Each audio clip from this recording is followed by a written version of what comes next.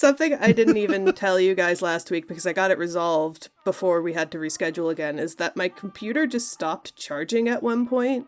And so I needed to, like, get my partner's dad to take a look at it and, like, do some, like, okay, Reddit, how you fix X computer problem type shit. And it's charging fine again now, but it's just like, why on God's green earth was that a problem among everything else? I don't understand. You used the cursed floppy disk. That's what we've been having this conversation about all the different things the Cymbalines have been stealing.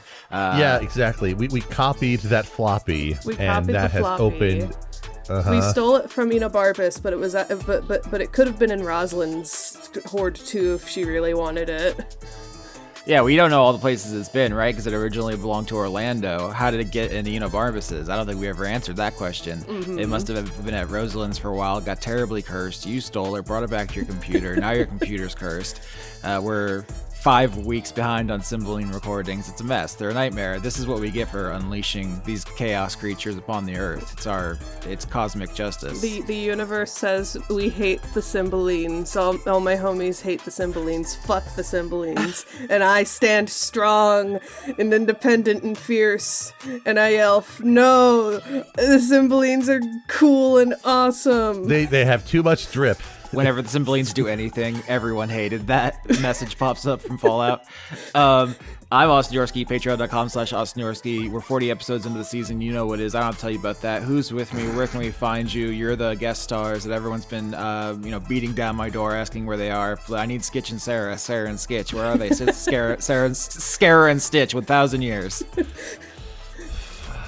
Scara and Stitch, yeah. Scara and Stitch, 100 years, 1,000 years. This is... Yeah, that's your Joy Halloween social media account, Scara and Stitch. I'm Sarah. I'm Cosmignon most places. I'm on Patreon. I'm on Coffee. I have an online store, cosmignon.square.site. I just put up some new sticker sheets. They're Psychonauts themed. If you like that game, if you like game, look at it. If you know ball, if you like game, if you like game, if you know how to hold controller, you might like these. Yeah, Psychonauts, very good. You should watch the 50-hour documentary that was made about it. Absolutely insanely long documentary about Psychonauts 2. It's unbelievable. It's like an entire fucking ordeal.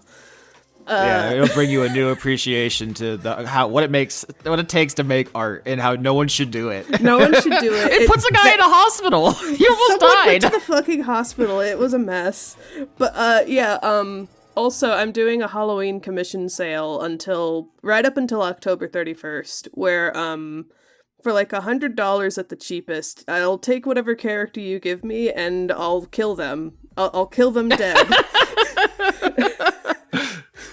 This is serious, by the way. If you want like a fun Halloween commission, come look for me. All right, you're the Scara of Scara and Stitch, I guess, because I'm scared. But yeah, a Stitch, go. Hi, I'm Skitch, and you can find me on Blue Sky or just lurking around in the Dice Funk Discord server all the time. And that's pretty much it, you know.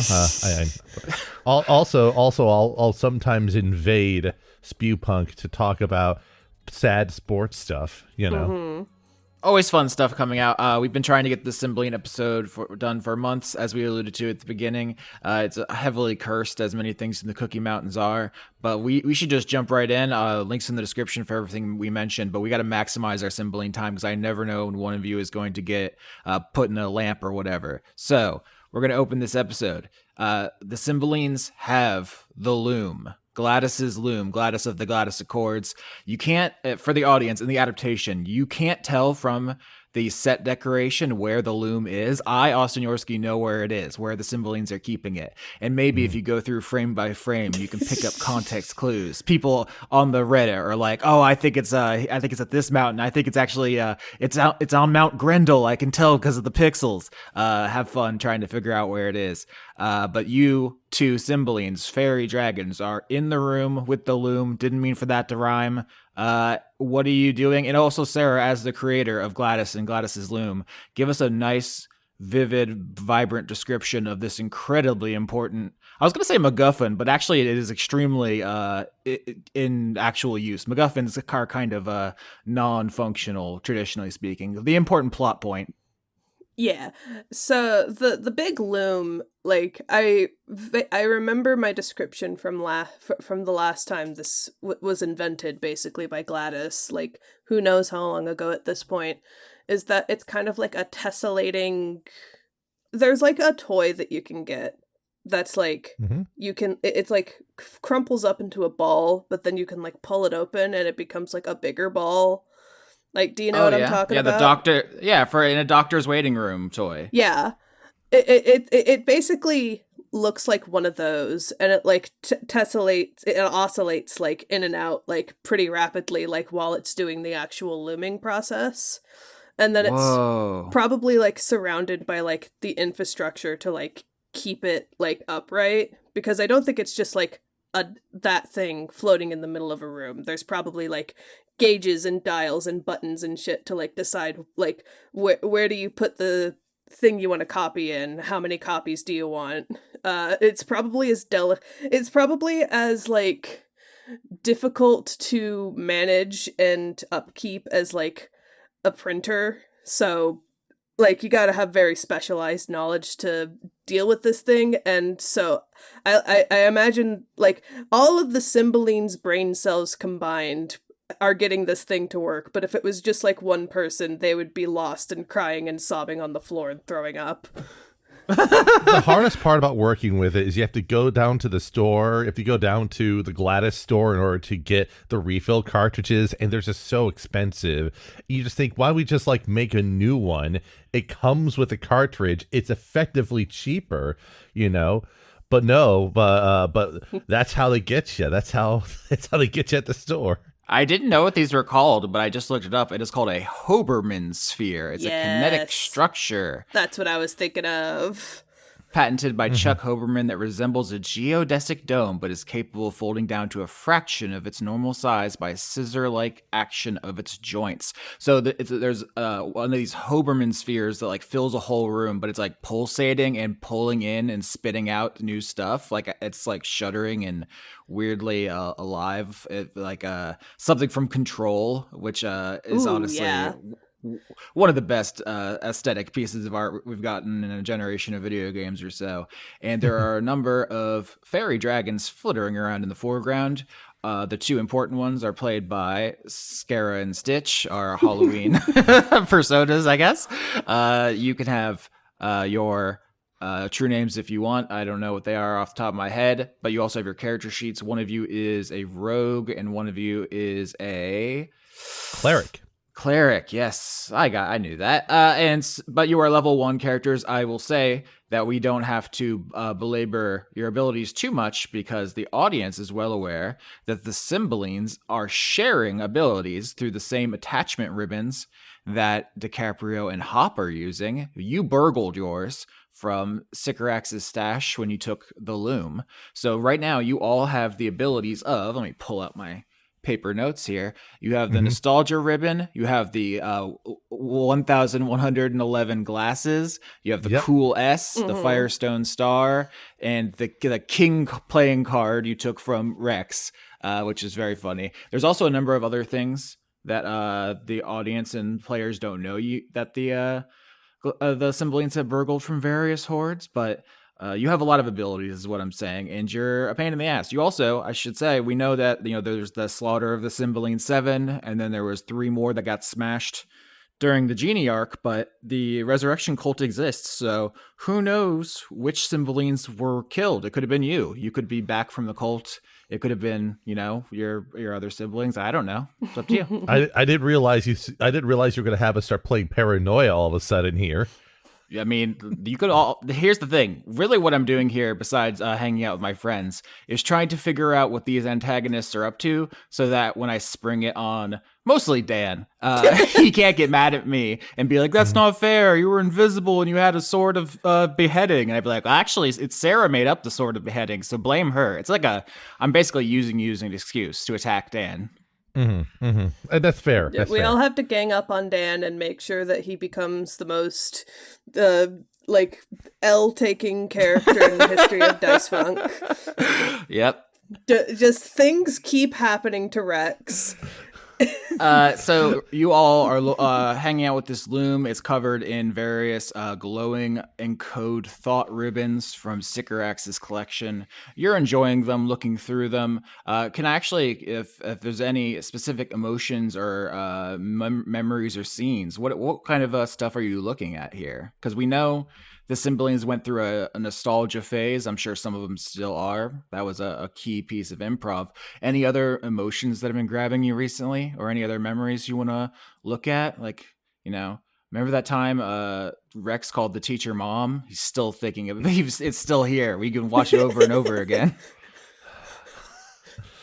I there's like the idea of like, okay, let's just watch a bunch of stuff that sucks about our opposition so we can just like bask in how lame they are, kind of energy. Literally, yes. That's something the Cymbalines are doing. They're like watching game tape, They're like preparing for the next showdown with the Orlando siblings by like watching a highlight reel of like the biggest Orlando siblings fail compilation. Do you I love the one where Hop was waving at someone she thought was waving at her, but then they walked past her and they were actually going to talk to another dragon and she slunk off. Oh, I bet that woman was blue and beautiful. So painful. Oh, a beautiful blue woman passing her by. Hop was devastated beyond belief. I like the idea of it being sort of set up like a mixture of watching film, for a sports reason, but like America's Funniest Home Videos at the same time. So like one of the Cymbeline is like a host that's setting up each clip so for the audience, the rest of the Cymbeline to be like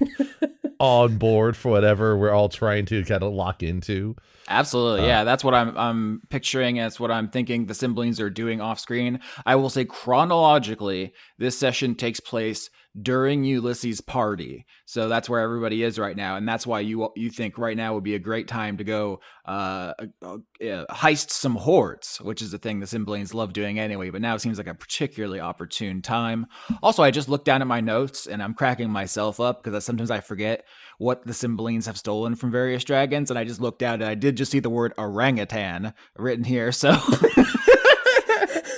forgot that you took that from Orlando off screen. No one else knows about the orangutan but us. It's our little secret.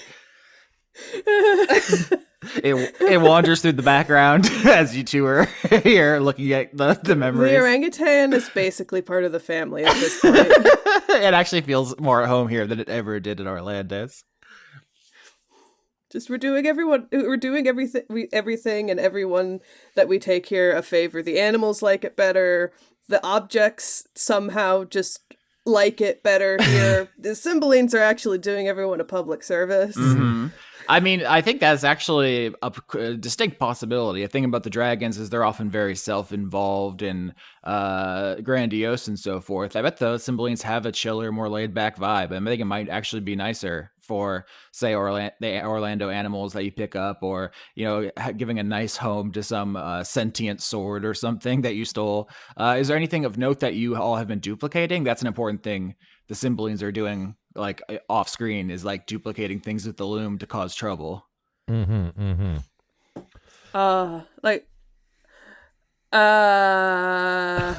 Like my my very first thought was that the Cymbalines might be using the loom to duplicate unimportant, not like cool magic food like Andronicus's cookies or whatever, but just like snacks. Okay, yeah. You buy one bag of chips and that'll last you forever. You can just keep duplicating it. I can picture like two of the Cymbeline taking like one of those snack size, like the smallest size of chips you could get from the local store. They throw it. They throw like random money on the counter and run off with the bag, and then just run back. It's like, all right, step 1 done. Step 2, let's go. And they would just like, and they forgot what to do for step 3, since step 2 has just been really rewarding. I love the idea that this is the only thing they've ever even attempted to like gain like legally is this small bag of chips. They'll take everything else, but like it's like $3.99 for this tiny bag of chips. I'll throw some coin there. That is a fun irony, because imagine like there are antagonists in Dice Funk history. Like if they had gotten their hands on the loom, they would be doing all kinds of really fucked up evil shit. They'd be having machinations that span centuries. But you're mostly just using it to get some more barbecue ranch or whatever. Like your ambitions are not particularly high. I would like to set the scene, actually, that this specific moment where we're, like, going over, like, Cookie Mountain's funniest home videos, embarrassing Orlando Siblings edition. I like to imagine, since Skitch brought up the movie reel thing, I like to imagine his Cymbeline is, like, running, the flashback thing. While with like the memories, while my Cymbeline has tossed like a couple of pieces of popcorn into the loom, and it's just been like vomiting out like an insane amount of popcorn for everyone to watch this with. And they just throw like a small like diner pat of butter in it. It just shoots out like butter all over the place. This is exactly what Gladys imagined when she made this like 1,000 years ago, and was like, this is going to be so helpful and revolutionize the way we live in the new world. Who wants to get coated in butter? I do! This is the most powerful item in Dice Funk history, and you're using it for snacks. Imagine if, like, Cassius from season 5 got it and would, like, usher in the 1,000-year evil Reich or whatever, and you're all like, yeah, we got to get new, salt flavors for our popcorn. It's messed up. Mm-hmm. Also, I like that we solved the mystery of how the Cymbeline stole the loom, because I was like, it's the size of, like, a room that's established in previous seasons. So I was like, we need to record the session of the Cymbeline stealing it, so just so I can visualize that. But if it is this Hoberman sphere, you can just squish it down. It all folds up together, and then you just walk out with it. It's fine. I think something very elegant about the Hoberman sphere, like because I've had the mental image in my mind forever, but I think an elegant part of it that I hadn't thought of specifically till just now is that it opens and closes like to such a small and such a large size to like account for like the size of what you want to duplicate. Yeah, no, that makes perfect sense. I'm pretty sure that one of us hid it under our hat on the way out when we clapped it small enough, you know. So you all are here. You have some kind of magical setup to project the memories out of the encode thoughts ribbons to watch them projected. You're looking through the best Rex's most painful nut shots, just him getting hit with baseballs, basketballs, dodgeballs. Just Anvil gets in there somewhere. Yeah, and it's really cracking you up. And another Cymbeline pulls out a long, beautiful golden ribbon that sparkles before you even project what's on it. It enraptures you. And then once its contents are played, you're, as the kids say, locked in, because this is a memory gifted to Sycorax from Lady Falconbridge, showing the first time she laid eyes on a important set of magical items that were added to her hoard. If you'll recall, Lady Falconbridge hoards celebrity memorabilia. And here in this memory of this powerful, enrapturing feeling she had laying eyes on these items for the first time, you see the cloak and wand of the Blue Fairy. Fuck. That looks really, really cool, and I can't wait to get my hands on it, is all I'm thinking.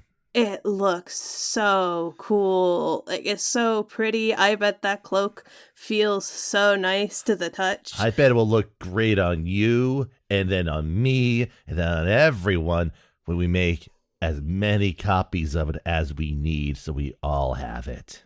Yippee! Yay! By the way, I got to do another shot of butter before you get out of here. Oh, of course. Of course. Like, yeah, like Here, let me join you. yuck. Doing shots of butter before you head out for a heist. Nasty. Just sling it back. Okay, how do you all approach Lady Falconbridge's fortress? Her lair is on top of the tallest mountain in the Cookie Mountains. She has a small folk consisting of various fiends, such as incubi and succubi. They are evident even from a distance away, patrolling the grounds. You don't know this, but Doc Hop actually told Lady Falconbridge to stay home for goblin date purposes. So you think her house is unguarded, but she is actually home right now, which is what we call in the business call situational irony. Cymbeline. These are like the guys who gave us that orb a while back, right? The fluffy dudes. Yeah. But, one good gift deserves two others, is what I say. That's so true. We should probably repay the favor by going in there and taking that beautiful cloak off their hands before they even have to worry about it. It's a preemptive gift. They don't realize they want to give it to us yet. But once it's off their hands, they'll be like, you know what? It's the weight of this cloak is off my shoulders. Do that. Yeah, exactly. Okay, what are you all thinking about rolling to do this? What do you think we should roll to get in there? Well, I mean, obviously stealth is part of the kit, but I think we need to case the area just a little bit more to see if there's a, particular, vent or other entrance that we can use to sneak our way in. Is there a security flaw in this fortress of whatever? So I got a few lines of thought here at least. Just, I'll look at my relevant skills. I got stealth, perception, insight, and history are like the skills I'm proficient in.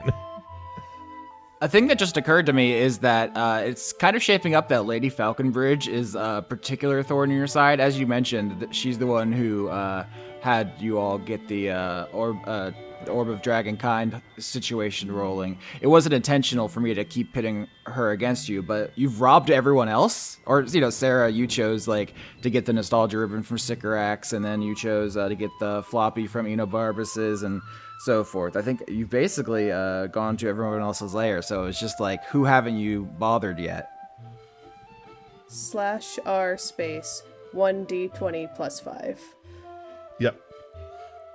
Oh, 21. Okay. 21's perfect. So yeah, you are going to be able to case the joint with incredible efficiency and discover a security flaw to exploit. Sarah, paint me that picture. So you said this is the tallest mountain, right? In the Cookie Mountains?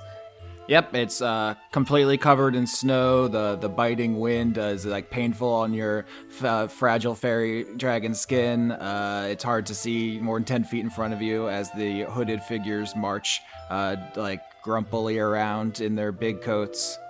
So if we're casing the joint from the outside in, I'm looking for anywhere where the snow is not quite piled up as much as you would think it would be, because maybe there's some vents or whatever, heating things from the inside, and we can crawl in through there, or through something close to there, because I imagine that at least some of these beautiful celebrity artifacts have to be temperature controlled and light controlled and shit like that.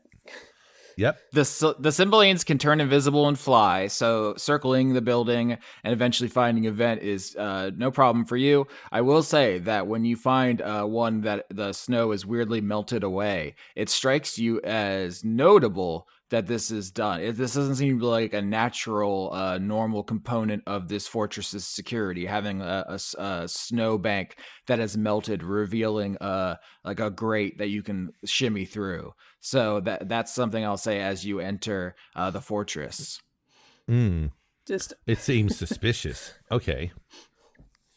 It's suspicious. So we should be less suspicious by crawling through and nobody noticing us going through there. cloak your suspicious actions with the existing suspiciousness of the melted It snowbank. cancels out like a math problem. Right. It's like they can't accuse us of being suspicious if they're being equally or greater in their suspicion. It's simple algebra, Exactly. X plus Y equals we're exonerated, Your Honor. This is this is why you're the smart one. Let's go. So you slip into the fortress, which is just bitingly cold inside, even through the thick stone walls that they give you no protection. You can hear chattering teeth down the hallway as sentries futilely try to brace against the chill creeping through their bones. Is there anything you want to say, do, or roll here? Because you do not know your way around Lady Falconbridge's fortress. You don't have any clue where she keeps anything in particular, so it's kind of just a series of hallways to you at this point. I'm trying to think of I guess my two options I have are trying to hear anything unusual to stay away from with perception, or see if I could go to the maze of my own mind to concoct a way through the maze of vents, maybe by inducing some thoughts about how could a structure like this be built via history. I I think history is a bad choice, but that makes me more inclined to roll it. Just think of where they would more likely store this thing based on, providence, provenance rather. That's just sort of my main thought for skills to use in this situation. Just I like where your head's at. My first thought was what is the what is the energy on these succubi and incubi? How are they feeling coming through here? How much of a threat would they be if they notice us? Hopefully never. That sounds like an insight roll. I would do that, to learn more about the small folk who live here. All right. Let's see if this that's works. A 17 for me for insight. Oh, that's a botch. That's a natural 1. Oh, that's bad. Right. I don't have any modifiers, so it's just a 1. I know where this is going, probably. So you two are flapping down the hallway invisibly in perfect stealth, talking about where do we go, what do we know about this place. Up ahead you see you can't even see the person's face or body because they are just completely swallowed in their coat. And Skitch, your Cymbeline, starts to say, well, they have this handle of their axe seems to say that they're from this group of fiends, so I think maybe their culture is this way. And then other Cymbeline, Sarah, you fly directly into them for reasons which I don't even know if you could explain to yourself. I just like the idea of just asking directly, hey, what's your deal, buddy? Hey, buddy, what's up? Yeah, you just completely blow your cover, chaos mode. And the incubus in the big coat wheels around, shocked, drops their weapon, clanking onto the hard floor. They are shivering actively. You can just get a glimpse of their face peeking out of the hood, and they have just shockingly sharp features. This is a male model incubus who he looks like a K-pop star, just a chin like a cut glass, so handsome. And Lady Falconbridge says, if anybody gets even a glimpse at you, you're fucking fired. I swear to God. I'm looking at just this okay, they're cold. What do I have here? I could try to start a fire with thaumaturgy to warm them up, maybe. Yeah, right now I think you're invisible, so this person is looking around. There's a moment before I roll initiative to have them just start swinging a weapon at you. What do you two try to do? Just my thought is just yo, Bucko, where you go here to warm up? You guys look fucking freezing. Ah, what the hell? What is that? Oh, fuck. I do it. That hat's cursed. Fuck, the Lady Falconbridge is always bringing cursed ass shit over here. I hate this place. What if the curse could be lifted, though? The guard seems intrigued, confused, a little scared, is looking around, maybe considering going to get backup, and says, I guess it would be better to do that than to get in trouble for letting the curse spread. What do you mean? What would lift this terrible curse? Simple. The cursed items must be away from this place. Taken away so their evil influence does not besmirch this home, this structure. It sounds like a deception here to invisibly ensorcel a guard. I like this idea that the Cymbalines, they're not just going to come in here guns blazing and start mowing down guards to steal stuff. They're much more subtle than that, you know. It's only an 8, though, so not really great. I'm trying to think here. It's like, shit. The only thing I have in my hand to help out with this is I have Bless as a spell, which it's not going to really help anything here. Guiding Bolt, Sacred Flame, no. Mending, no. Guidance, can't do that on myself, really. And Thaumaturgy, which is only good for intimidation. So, you did your best. You tried to tell this guard, hey, there's cursed items here. Help us liberate them, and you'll be free of their dark energies.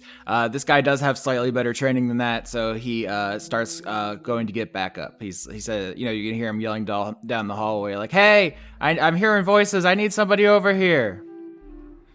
Just like, I wonder if I got an idea. Yeah.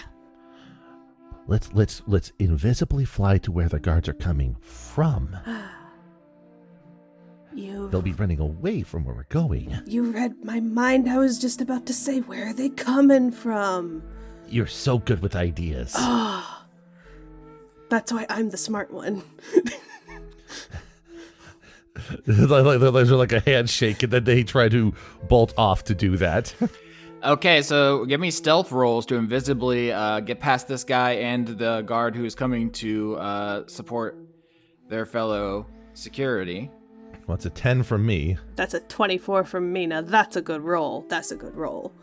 Yeah, you've made up for your botch. So their guards are aware that something's going on. They're coming into like yellow mode, searching actively. Their cones swinging wildly in the hallways. But you are small and fast, and you are able to go down the hallway as the people pass by to try to find more heavily guarded areas. I think up ahead you hear and see a number of things going on in this very large complex. You hear the sound of distant commotion. Maybe you'd have to roll to know more. It sounds like there's already something going on deeper in the complex. You also see several locked doors, presumably with goodies behind them. So that's what I'll say. With your 24, you do not get caught or spotted or anything. You get deeper in. There's some commotion and let's say like 3 locked doors. Does True Vision give me X-ray sight, or do I have to do something else? Yeah, you're referring to the glasses, the New Year's glasses that you got, which let you see through some illusions. I think we out of character we got these to fuck with DiCaprio, who often uses illusions. But no, I don't think you can just see through walls with them currently. Fuck. Shame. All right. Well.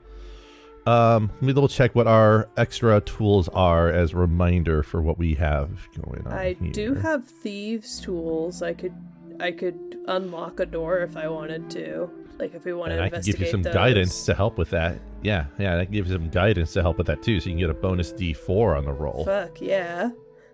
So you made your Cymbeline to be a rogue, so you have that proficiency naturally. What is your Cymbeline use as thief tools? Because you're so small. I am so small, I can fit into the locks. You are the thieves' tools? I am the thieves' tools.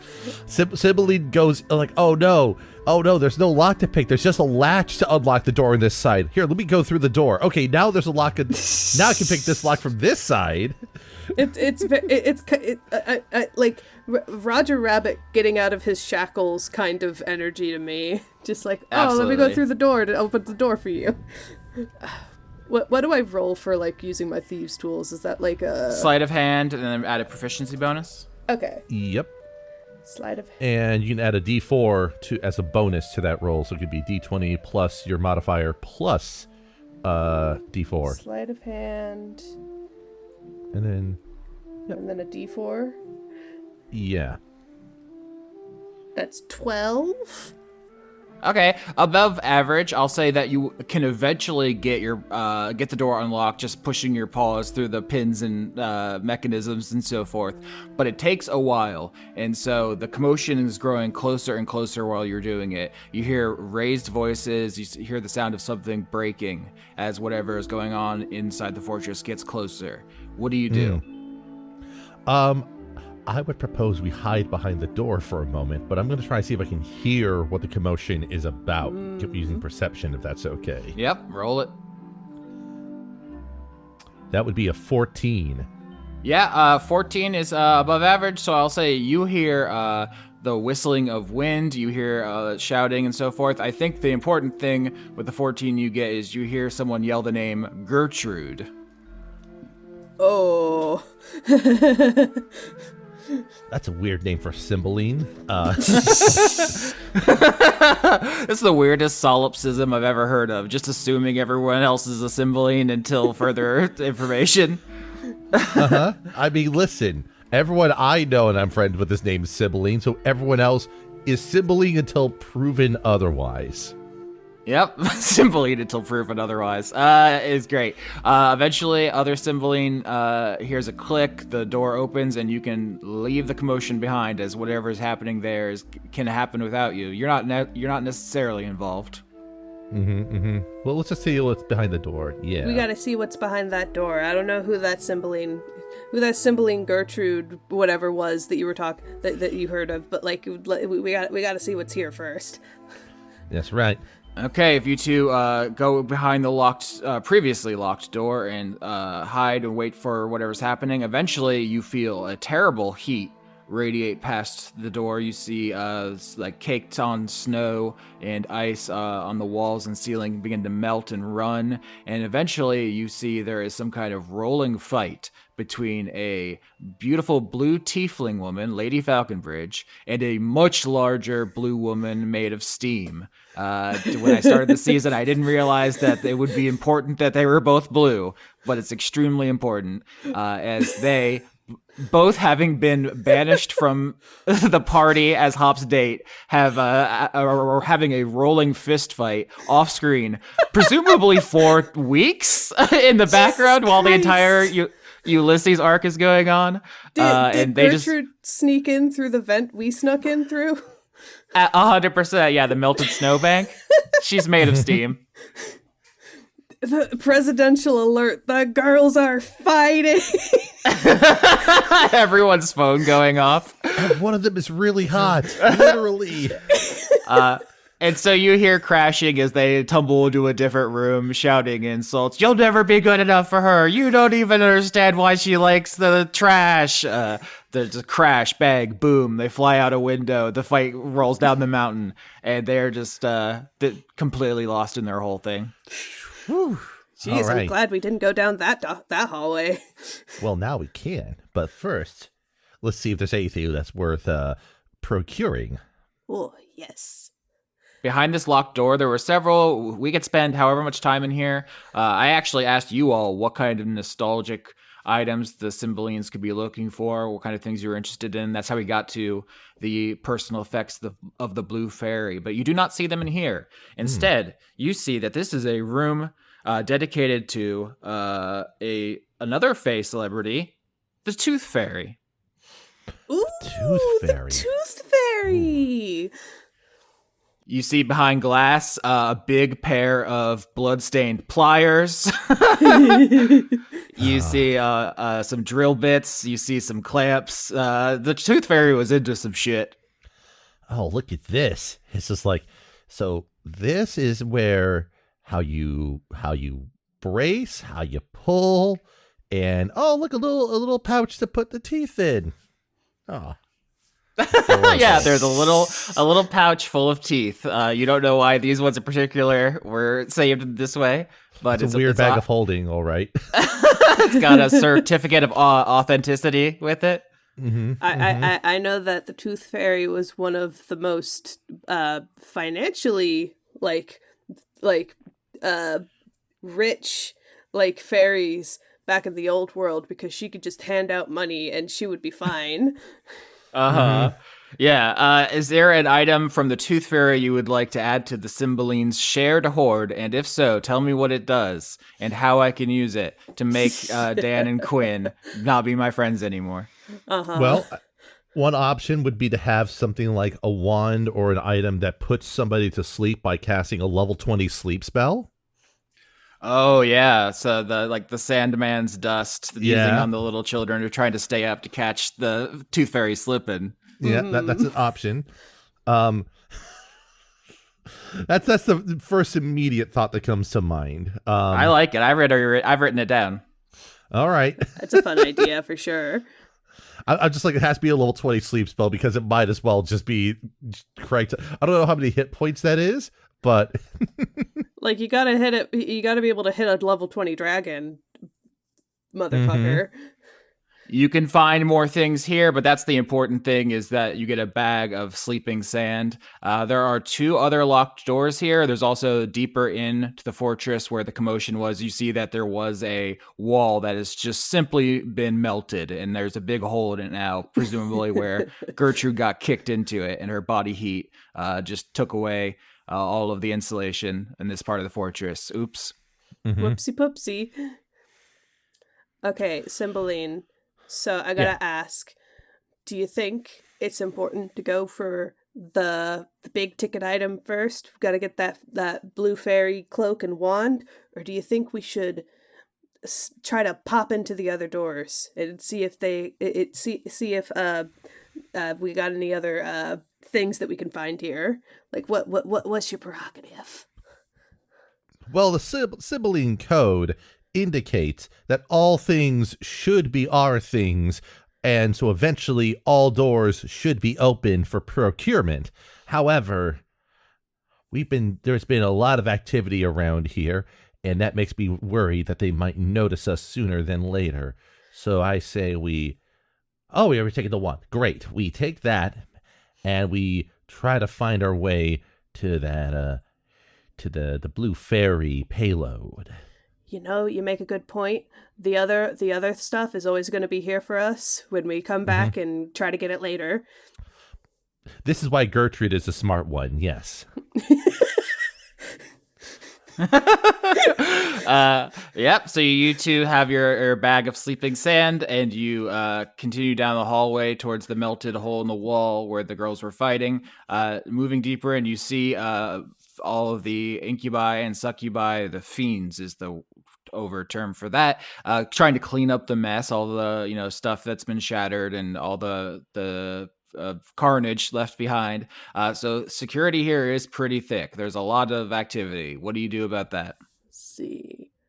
Yeah, I don't really have any magic because I did class into someone who's just like good at stealing and hitting things. So all I've got to offer is my helping hand. Well, you have a firestone star that shoots fire out of it. I'll say that. I do have a firestone star that can shoot fire out of it. You also have a nostalgia ribbon that casts calm emotions. You have stuff. Ooh. You have an orangutan. Oh, did we bring the orangutan? Well, we all benefit from it all the time. Yeah. That's so real. You're all attached by the ribbon, so you have the power of an orangutan, even if Mr. Nanners isn't physically present. We also have our new tool that is like a high level sleep spell effectively too. Oh yeah, I forgot about that. Yeah, yeah. In this locked room, we actually find the thing that makes all tieflings go to sleep. So. Oh yeah. What if we just like? What if we What if we sprinkle some sleep dust on these coated up motherfuckers, and then anyone who doesn't somehow fall asleep, thaumaturgy uh, Gertrude down the hallway and, for good measure, shoot some fireballs at some snow to, like, oh no, there's steam. She's back. All right. I think. All right. Let's get to work. All right, for sleep, you roll an additional 2d8 for each spell slot above the first. So by my math, 16d8? Oh yeah. The 9th level spell slot in this case here. Right. So it's that plus the 5d8 that is at the base spell level. So it's 16d8 in that case, plus 5d8. So that would be 21d8. Okay, let's roll this and see what we get. 85. I was looking for, guess what number I was looking for to represent the sex fiends. 69. Thank you, Scara. You've done your Halloween duty. I've studied my whole life for this. You've studied the ancient scrolls of Yorski. 85 is more than 69. Paint me the picture of you sending all these people to sleep, knocking them the fuck out. Do you know the scene from the original Disney Sleeping Beauty where the three good fairies are like putting everyone to sleep, like while like Aurora waits for the prince to wake her up? Like, imagine like that level of like artistry, but it's just two stupid chuckle fucks putting a bunch of like sex fiends to sleep.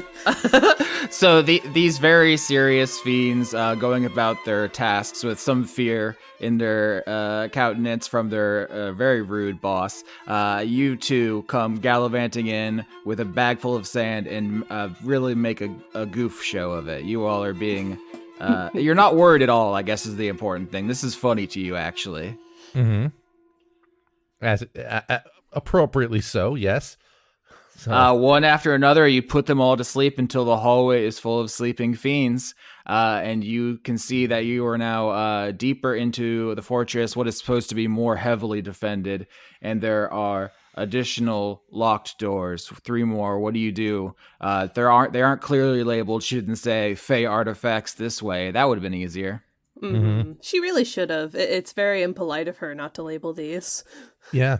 Well, I think we pick one of these doors, check it, and then move on if we need to. Yeah, I think that sounds like the most straightforward thing to do. The most straightforward thing we've done all night. Mm-hmm. All right, you're going to roll to try to pick it again. Same stuff as last time? Yeah. Sleight of hand. Got an 8. Got a 24. If you want to roll D4 on there, see if you can break 25. I don't think it matters. You're on fire. So you, once again, put your little paws inside the locking mechanism of this door and start rooting around. There is no ticking clock this time because everyone is asleep in the hallway. You have all the time in the world, and when you hear a click, you try to open the door, and it feels like there's something heavy pushing against it, or like in the way. Like the door is unlocked, but with your little strength, you can't immediately open the door. Oh shit! Something's blocking this door. Gotta like. What if we just push harder? I mean, yeah, if you all want to roll athletics to just go beast mode, there's 2 of you. It's heavy, but eventually you'll get there if you roll all right, high enough. let's see how long it takes with your athletic checks. Well, that's a 13 for me. 18. Wow, 18 is good. Yeah, so you succeed. One of you goes high and one of you goes low. Sarah's rolling really great. It starts scooting the door slowly, and you start hearing strange metallic... the word that comes to mind is tinkling as like things are hitting the ground, and you can peer through the crack in the opening door and see a cascade of metal rings, like rings you wear on your finger, hitting the ground as if there is just a pile of them behind the door. And eventually, you don't need to open the door very much to get inside because you're a small fairy dragon.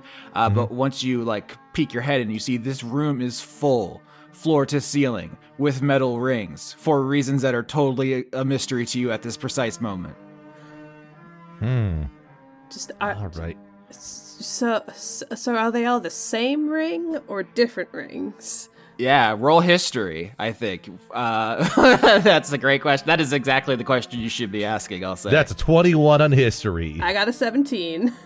Those are both great, but Skitch's Cymbeline, you look at one of the rings and then another and another. They're all completely identical. And with a 21 in history, you say you have heard of a ring that infinitely copies itself. It is a huge problem wherever it is stored. You don't know how Falconbridge came into possession of this, but it is a pain in the ass to store. She hasn't figured out what to do with it yet. This is Dropnir, a very famous ring. Once belonging to a number of different famous people. Interesting. So, one notion is we could take one of the rings for ourselves. That would leave a trail. But another, be interesting to like leave one ring just outside the door and see if nobody notices for long enough for it just to start multiplying out. With your 21, I'll say, the way this works is there is one ring that infinitely copies itself. You don't know which one. The room is covered floor to ceiling in rings. You have no idea which one is the one that's copying. Damn. It's like, it's every 9th night, 8 new rings drip from it, each one of the same size and weight of the original, I believe is the... Your Cymbeline pulls out a smartphone, Googling, copying ring, mythology, help.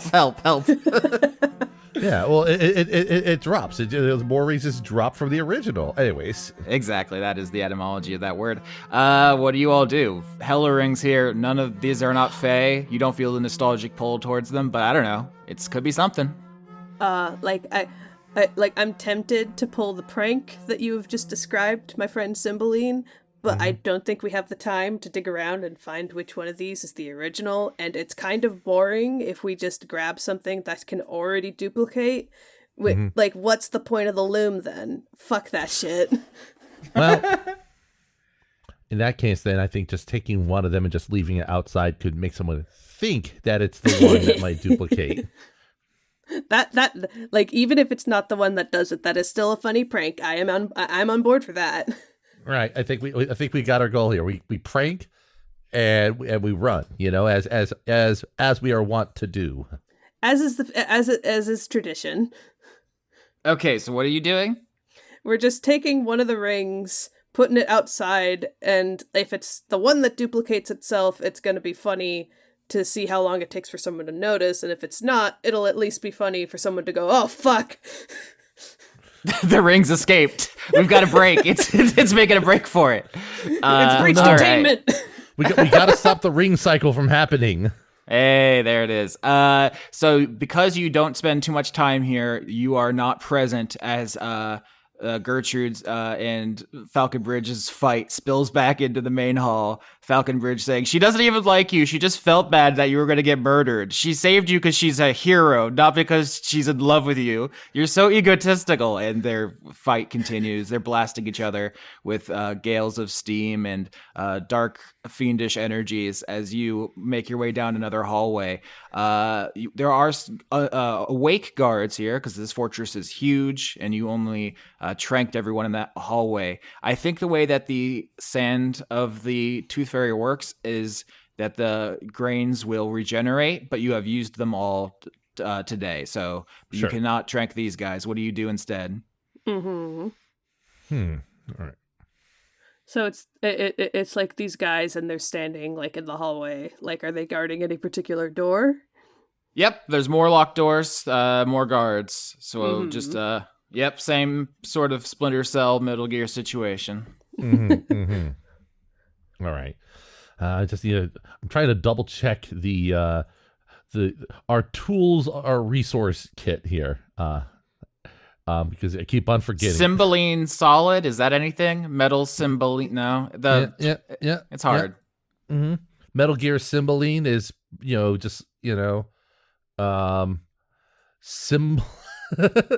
Cymbeline snake. Can you go over the items that we have again, like the ones that have been duplicated? Because I've got the glasses, the cool S, Firestone Star. I've got King playing card. I don't know if that does anything. That was, early in the season. Doc Hop found a deck of playing cards. and one had a picture of a king on it.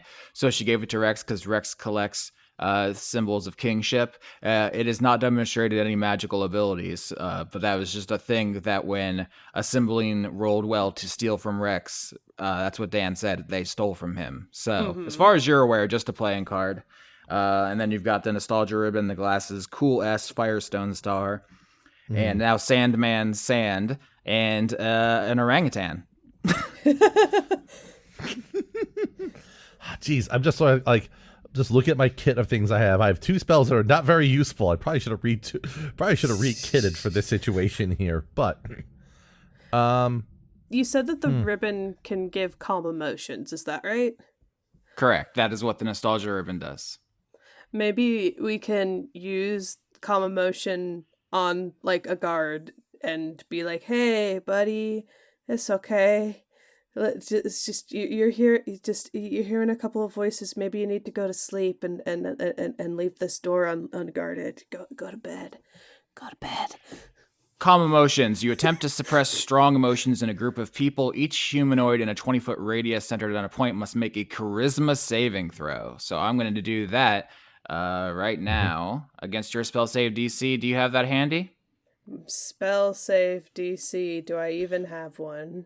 I have a spell save DC, 14, but Whoops, Jesus that's not correct. That's not correct. I rolled 100. 21d8 plus 1 equals 100. Excellent. I was almost gonna believe you that this was like a bit about how they're succubi and incubi, so like of course they're gonna have charisma off the charts. They do, but no, I still had the dice set up for that sleep roll earlier, which used 2 dice. Here is the correct roll. 12. That's not going to beat 14. So paint me the picture, because there's a group of like 3 guards in this hallway. What do you two do using the nostalgia ribbon to pacify them somewhat? Hey, man, it looks like you all are a bit on edge. You know what you need to do? You just need to take it easy. Whoa.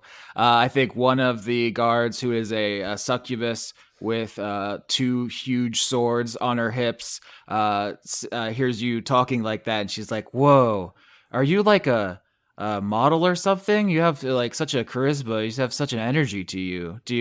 Did someone, has anyone painted you?" Listen. The only thing that needs painting around here is good vibes. Is all I'm saying. You know, like.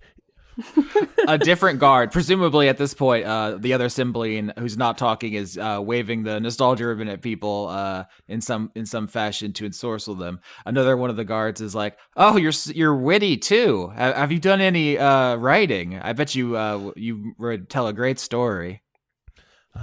Listen, there's many stories that can be told that could be written, but all that can be saved for another time. For the time being, all I decree is just take it easy, you know. Enjoy the show. The fight that's been purling through the halls is a performance to be embraced and enjoyed, not one to gaze upon with attention and alertness, you know. Yet a third guard says, "Well, you two are so interesting. You know, our lady, the great dragon, Lady Falconbridge, she collects celebrities. Are you two famous? We could give you your own wing and just put you in there behind glass." You know, I'm flattered about that.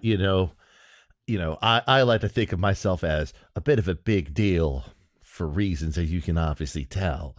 But, why don't maybe you could show us where these items of great celebrity are being retained, and we can see if those are digs that we would wish to stay within. You said flatter, which is the secret word, because as I mentioned last time you encountered these characters, there are different kinds of succubi and incubi. You know, the classic ones who feed on lust. We've seen ones who feed on gluttony in other seasons. These ones feed on pride. They are flatterers. They want you to feel really good. It is literally biological for them. And so, can I get persuasion with advantage for you to charm these folks into just opening a door for you? Persuasion. That's a 13 for me at least. 1 roll, 2 roll. I think I'll keep that 13. Thank you. 13 and 13, both above average. So I think a couple of the fiends here look hesitant because they are not completely mind controlled. They are just intrigued. But another one does indicate the door. I think when you say, like, if you say, we're here, we would just want to look at, the blue fairy's wand and her cloak. And one of them says, well, I probably shouldn't let you into this room, and makes it clear which one it is. And then the other two guards are like, hey, Lady Falconbridge will vaporize our skeletons if we let anybody in there. You don't have to let us in. You just need to take it easy. I have to check how long calm emotions works. 1 minute. So I'd say the clock is they're about to snap into stab mode at this point. So now is the moment to make a bold action, because you have been very successful of just walking in here being so fragile and full of delicious bloods that fiends would love to take. But now you need to seal this deal. You know what door it is. Bold action. I can't just lockpick again because that takes a bit. Yeah, I mean, they would definitely see you, and I would roll initiative. Yeah. Let's see. Bold. Well, we got... Let's see here. Part of me, like a really particularly rude but bold act would be to, like, finger gun and then do guiding bolt with that. Yeah, I mean, you would get advantage if you just want to try to knock these three people out now that you know the door. We can hit the die. Yeah. I always do dice and die plural wrong. I don't know why, but you know how it is. But it's just like, I do think that's at least the thing I can do to help take out at least one of them. I've got my short bow. I can do something. I could just are we shifting from chill to kill? Okay. Yeah. So there are three feeds here. There are humanoids with red skin. They kind of look like stereotypical devils, but kind of more intense features. But they're buried in huge fuzzy coats, and you could see a look in their eyes, a kind of far away, distant yearning for simpler years, because you have hit them with magical nostalgia. But then you see it start to clear up. They are about to snap back into lucidity, and if you just want to open fire, now is the time to roll that. Both of you have Firestone Stars, or copies of Firestone Stars, or are connected with an attachment ribbon to a Cymbeline with a Firestone Star, and therefore can channel that magic through yourself and blast. So if we're blasting, time to blast. This is blasting time. Yeah, you can blast with a Firestone. I'll use Guiding Bolt to support on that front then.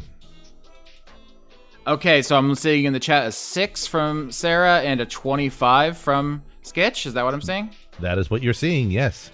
All right, one of those hits and one of those doesn't, and it looks like you did 13 damage. So there are 3 guards, and there were 3 guards. Now there are 2. Paint me the picture, lethal or non-lethal. What's that look like? Oh, non-lethal. It'll just be again, Cymbeline would just be like, no. There's no need to get up in arms, when you could rather be just be laying down and take it easy. Finger gun, guiding bolt, right in someone's face, sort of like a flashbang goes off. They fall down, and they're glowing quite brightly for the moment because of guiding bolt. Yeah, you've turned them into a flashbang grenade in the hallway. Exactly. And you two didn't consult on this. There wasn't a plan. And so I guess when the other Cymbeline just fires off a shot, it just goes wild, bounces all around the hallway. And roll initiative as the other 2 guards come out of their nostalgic trance and are going to try to attack you. That's a 7 for me. Mm-hmm.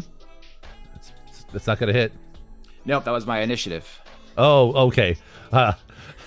My initiative's a 5. Mine's a 6. Wow, 7, 6, 5. That's incredible. All right. So first up, I'm going to use the Rex icon here because he's the sexy one. And then we'll give Sketch, you can have the hat. You'll be 6. And then Sarah, no hat, can be 5. Here we go. One attack for Sketch is going to be 16, and one for Sarah. Crit. Oh, my lord. Fuck. Oh, wow. No. So I think those both hit, huh? They both hit, yeah. Yeah, they do. And we're level 1.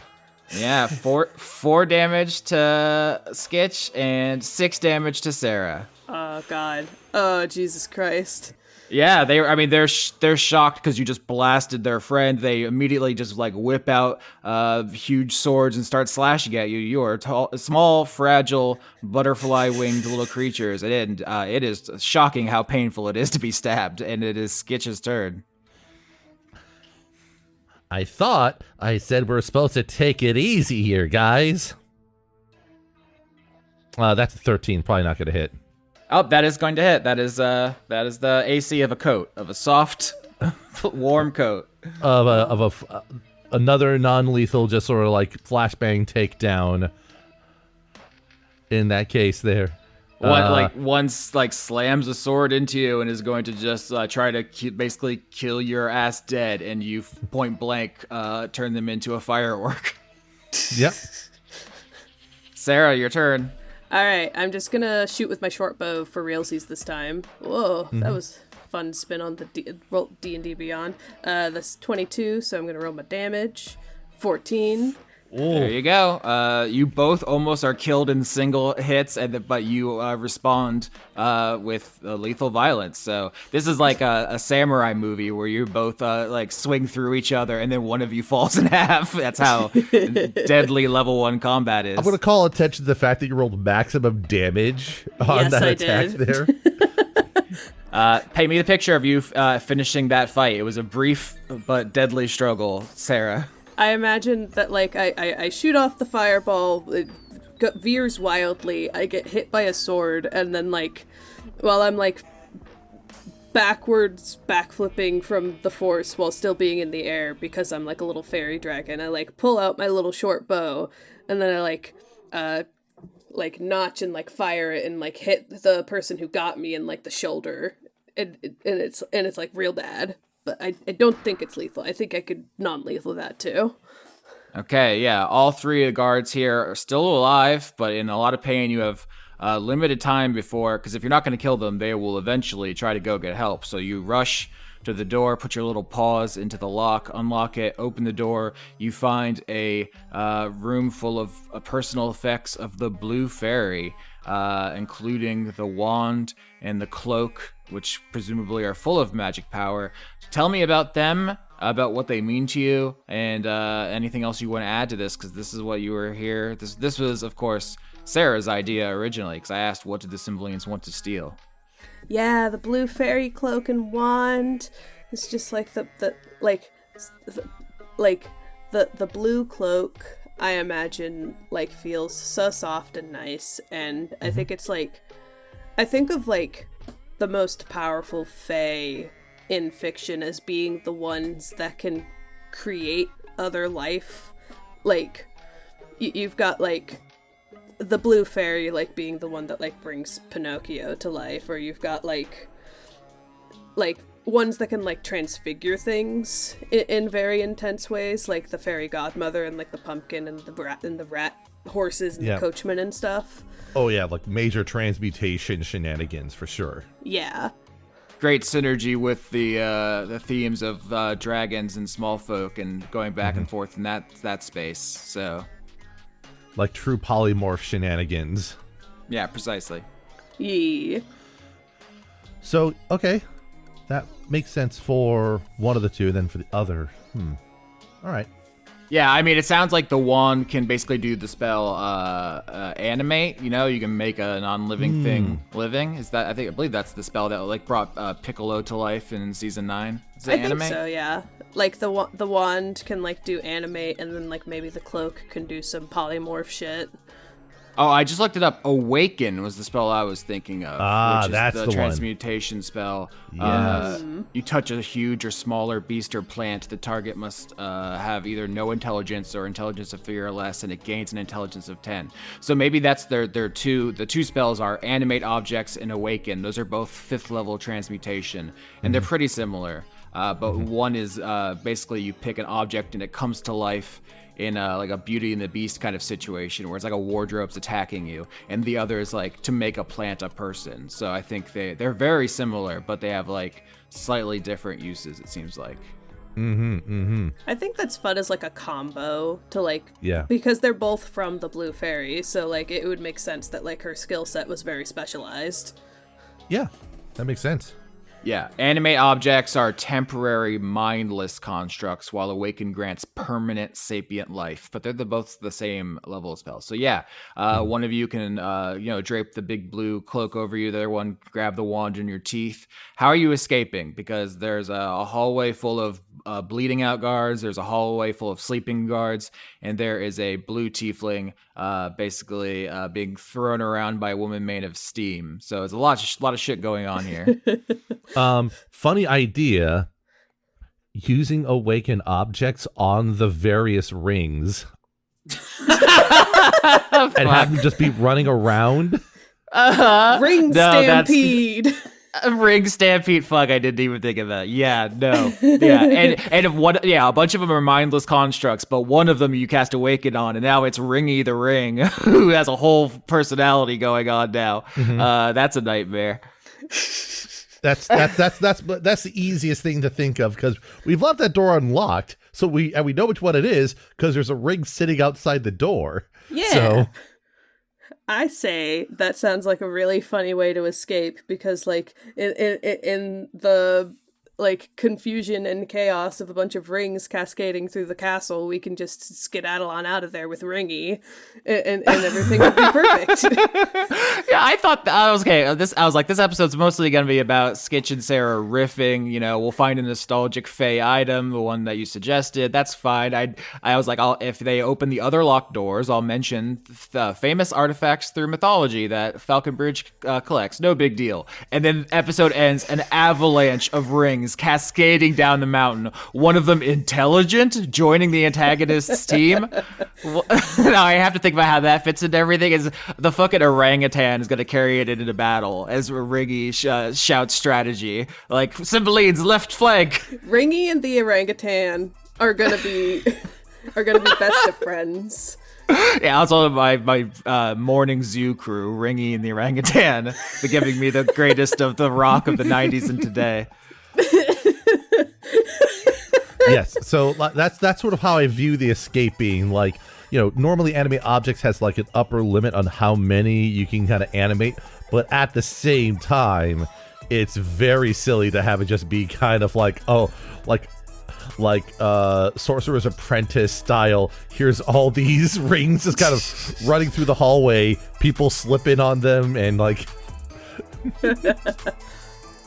We get one where it can just be all of the rings at once, and then we can put a limit on it for later.